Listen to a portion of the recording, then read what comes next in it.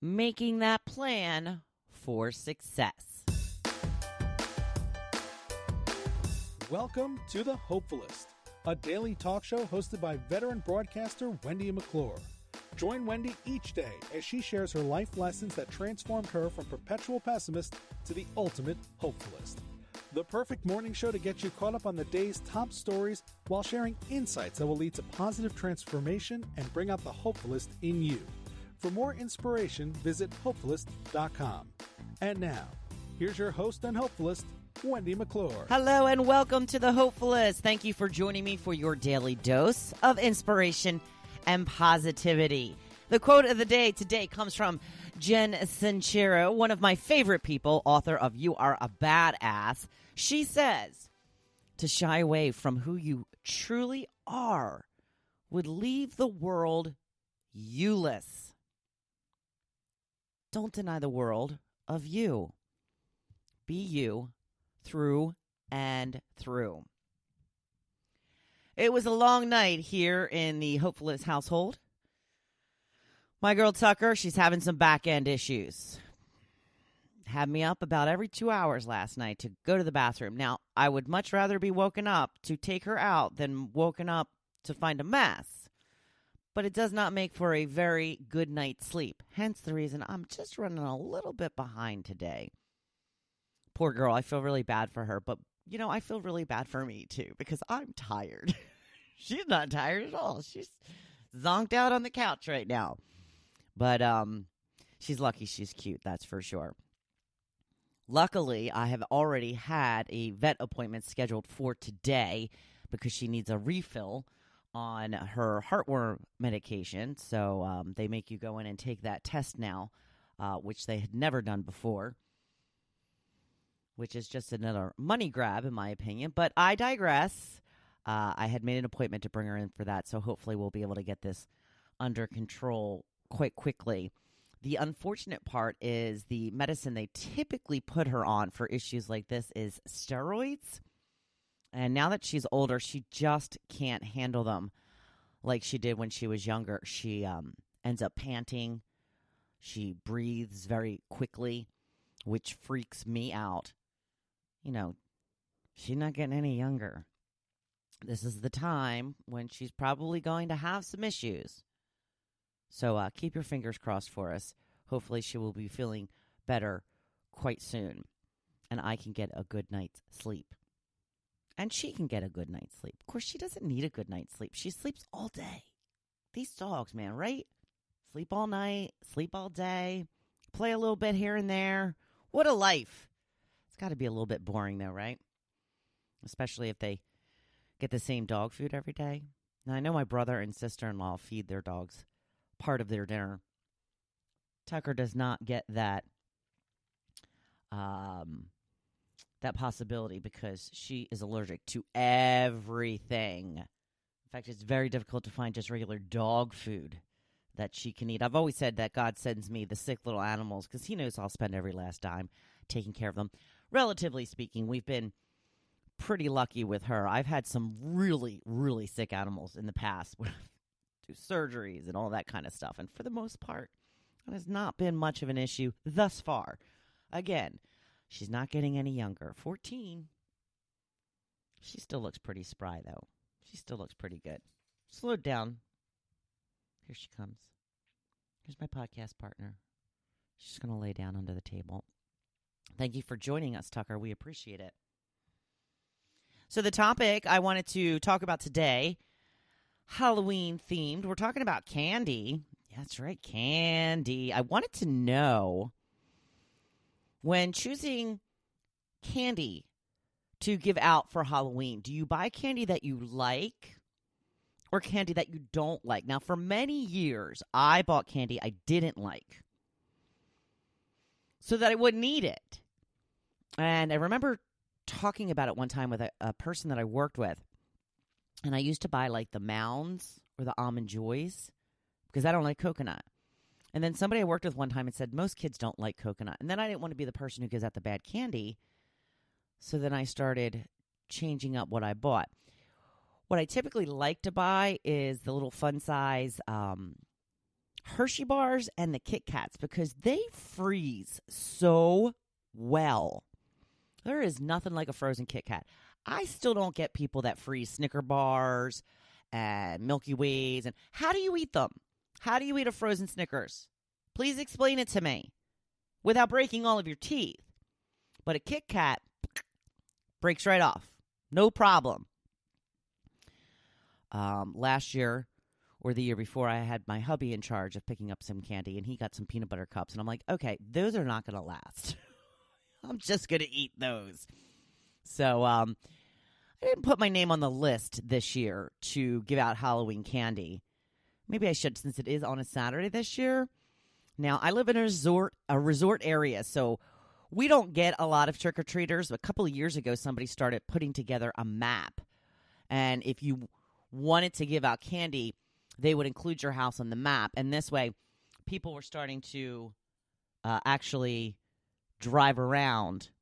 Tucker. I think Tucker's going to have an issue. Hold on. I'm going to hold it. Hold. Okay, I'm back. I've never paused it before like that, but apparently when I thought Tucker was coming to sit under the table, she was sitting by the door, which I can't really see. And all of a sudden, she took off running down the hallway. I assumed to go somewhere in the back of the house. So I wanted to avoid a mess to clean up, so I apologize for the little break in the action. Back to candy. We're talking about, like I said, the Kit Kats, really, really yummy in the freezer. And I can seem to stay away from them in the freezer for the most part. Hershey bars, also really good. It's got to be those little fun-size ones, the really thin ones. They break off real nice, too. So what you are saying is predominantly everybody buys candy that they like. Got to eat those leftovers, says Eleanor. Now, Linda says some that my grandkids like, Kit Kats, some that I like, Reese's, and always some Hershey bars that can be s'mores if they aren't given out. That's very smart. Marcy says stuff I like, only chocolate and peanut butter cups are popular. Let's see. John says 5 large bags from Costco, around 700 pieces. I have to like something in there. He must be in a very populated area. Michelle says, I don't get any trick-or-treaters, but I buy candy that I like just in case. We've got one person, Connie, only what I don't like, so I don't eat it. And Andy says, it seems like every year I'm traveling after Halloween, so I take my leftover candy and give to either the flight attendants or the cabin stewards if I'm going on a cruise. One year I was on a cruise, I would hand out candy every day to the stewards as they cleaned the cabins. They called me the Candy Man. And they loved it. Yeah, that's awesome. I love that idea. So I guess I stand alone in trying to get the candy that I don't like so that I won't eat it. Now I know my husband will eat it, though. The trick is to keep it out of my sight and have me forget that we actually have it so I do not eat it. Yeah, it's a problem. It's been a problem. On to the blog post for today, making a plan for success. Now, if you check out the Facebook page or the blog post, you will see a picture of an awesome mountain that we had climbed. Maybe not all of it, but partially we had climbed this mountain when we were in Colorado. This picture is taken from Garden of the Gods. It has a little set of steps, rock steps at the bottom. So I say, you see the top of the mountain? You are at the bottom where the steps are. How do you get to the top? With a good plan. Today we're talking about making a plan to achieve your goals. This information is mostly based on the book Girl Stop Apologizing by Rachel Hollis. I found it to be good information to figure out how to get from one point to another. And just like this mountain, there is not a clear-cut straight line to follow when it comes to achieving your goals. The first thing you need to figure out is where you want to end up. What is the ultimate goal? Next is, where are you now? You need to be realistic here and be honest about your current circumstances and how far you need to go. Are you looking to get fit? If you've never run before, you won't be able to start out doing 5 miles out of the gate. You need to work up to it. Are you looking to start your own business or side hustle? What do you already have that will help you on that path? And what do you still need? How will you get what you need? This is when the cool part of the plan comes in. You need to do a mind map. You don't know what a mind map is? Oh, well, I'm going to tell you. This is when you think about every way possible that will take you to your ultimate goal. Write them all down for about 10 minutes. Just write freely. Jot down anything that comes to mind. No idea is too simple. Just write it down. Often an idea seems silly or simple, but that can lead to another idea that would work perfectly for you. Back to the fitness example. Are you working toward running a marathon or half marathon? How much training do you need in order to make that happen? How long will it take to build up your skill set and stamina to make it those 13 or 26 miles? What will you do every day or weekly to build up to that? These are the things you should be writing down. Be realistic. Don't write down things you aren't likely to stay committed to. Once you get your mind map down on paper, by the way, it should be totally messy and random looking. Start sifting through the ideas. What do you think is the last step before achieving your goal? Put that at the top of a new page. This will be your final and last mile marker.